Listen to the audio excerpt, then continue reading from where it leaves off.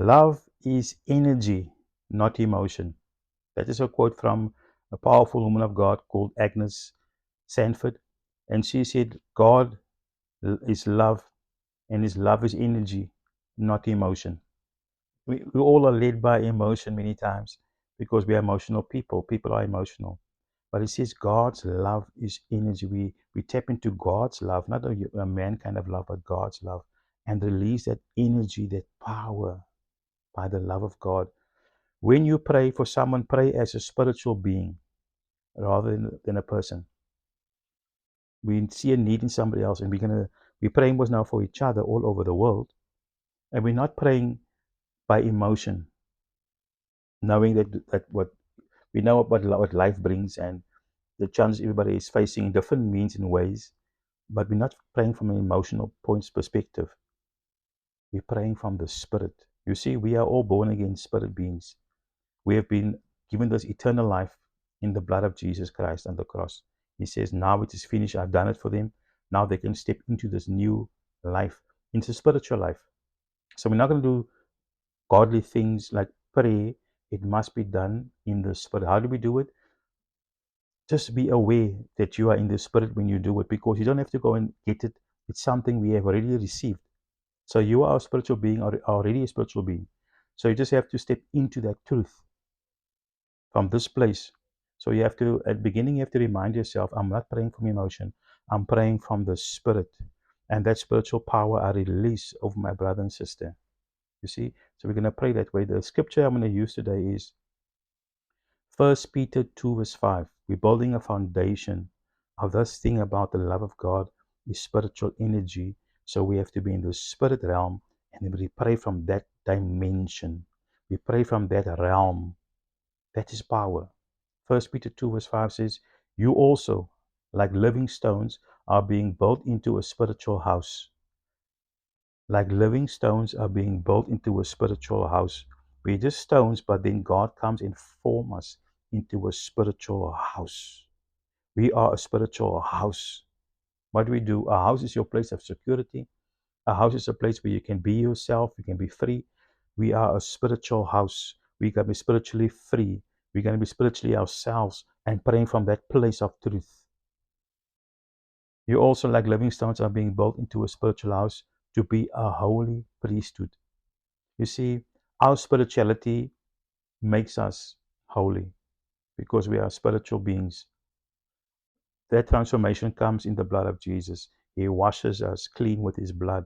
He's forgiven our sins with his blood. So we are not from this place anymore. He says, I've raised you up with me into heavenly places in Ephesians. So we are a holy priesthood, whether we feel like it or not. You see, these things are not about our feeling, we said, from emotions, but it's going to be the truth. We are holy. So when we pray from that spiritual place, the spiritual realm, and there we know that we are holy in that place. We are a spiritual priesthood, not just a physical priest standing on the pulpits, but also every believer has got a priesthood. Every believer is a servant of God. Every believer. And that's all of us. It says they are being built into a spiritual house to be a holy priesthood, offering spiritual sacrifices acceptable to God through Jesus Christ. Our spiritual sacrifice is a time we're offering on this platform. Remember, we're coming on this platform not for ourselves, but for each other. We want to build a platform where we are praying and releasing prayer for each other.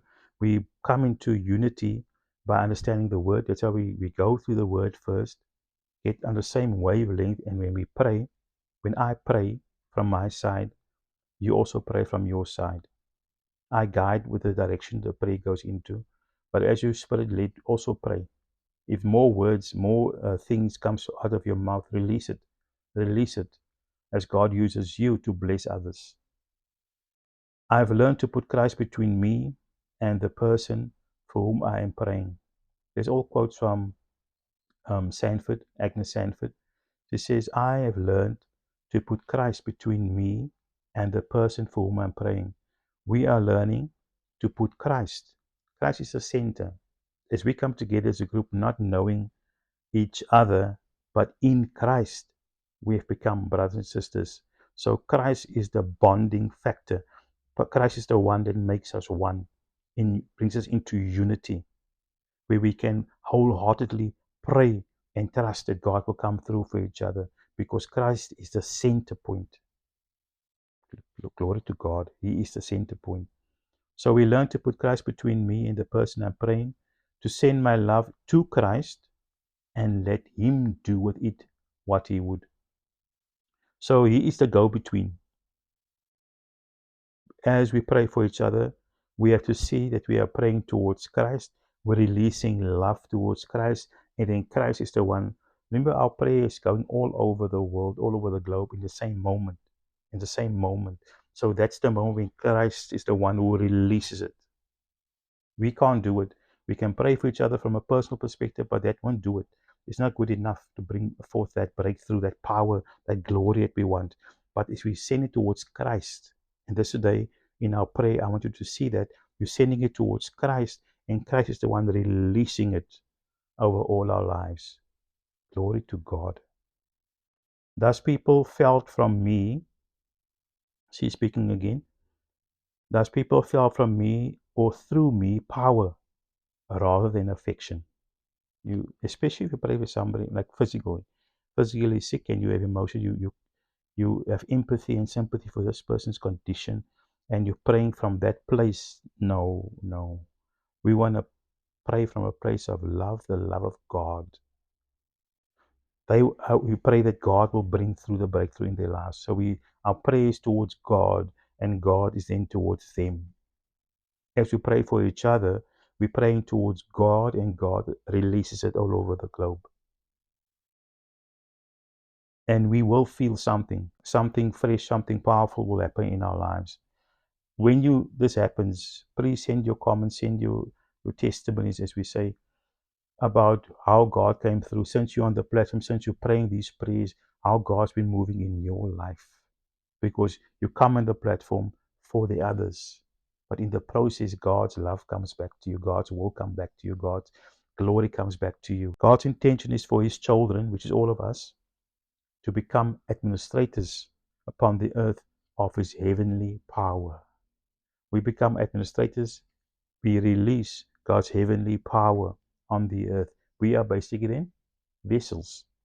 We are glory vessels for God to work through us. So as we pray for each other, we release the power of God into each other's lives. We release the power of God. The enemy don't stand a chance, because now we're covering each other. It's not just me or those loved ones around me. No, it's the globe. It's the world praying for me. And I'm part of that group, that community of believers that pray for each other. So we acknowledge that it is never our power, but always the source of this spiritual, supernatural power is God. When we think it's us, it's a trap, because we feel good about ourselves. No, we have to feel good that God's will is done. We have to feel good that God is doing something for somebody, that God's power is working. We feel good about God and His things. Deflect always, when you pray for somebody, as we're praying now, and things start to happen, reflect it back to God. Let God get all the glory. Let God get the glory on this platform, on this channel. Let He get the glory for what He's doing in each other's lives. We need cover and protection like never before on the earth. There is so much going against the church, so much going against faith, so much going against believers. So we need to cover each other. I'm very desperate. I'm desperate for myself. I'm desperate for you. But in this, doing it this way, where I'm not focusing on myself, I'm focusing on you, on you. That's wonderful. That's where we need to go in the future. More of that. So as we're going to pray, we can release the power of God on the earth. That's our intention today, that God's power will come onto the earth as we pray and release His power, because we are administrators of His power. God ordained that for us, and we can release it as we go into pray together. God, I pray that we will be able to control our emotions. We will not be led by emotions anymore. We put down emotions, bad emotions, whatever kind of emotions you want to lead us into making decisions. No, we take control. I pray that every brother and sister will take control. They will have control over their emotions in the name of Jesus Christ. I pray for ease of entering into the Spirit. It won't be a difficult thing to enter into the Spirit, but there will be ease for every one of us. All over the world, there will be an ease to enter into the Spirit. Know that when we are in faith, we are in the Spirit, knowing that we are spiritual beings who has been saved already and put into that condition. I pray that the love of God will flow through us, not our own love, but our own perceptions of love, but the love of God. The love of God will come. That's the greatest power. The word declares it. All these promises that hangs on love. The greatest is love. Love produces this power. It says love cannot be defeated in the Bible. Love. So it releases, we see love as spiritual power. And I released over every brother and sister all over the world that the love of God, that power of God will flow through them in the name of Jesus Christ. I pray that we will be usable vessels, that every brother and sister is a usable vessel for God. They will know what to do. They will be obedient quickly, and they will do it quickly in Jesus' name. I release a greater measure of God's power will flow through us. I pray for Jesus Christ. I pray that you will release a greater measure. We can ask for more. We can ask for more. More of you, more of your will, more of your love, more of your power to flow through us in the name of Jesus, especially in this day and age we're living in. People want to see God's power. I pray that people will see God's power in every brother and sister all over the world. They will be walking with the power of God. People will see it in them as it flows through them. They will know that we serve a mighty God, that they serve a mighty God. In Jesus' name we pray. Amen. Thank you, brothers and sisters, for joining me today in this prayer. We're going to build on this. We need to build on this. The earth needs it, but we have to come in this way together, where it's not about us, but it's about you. Till next time, God bless.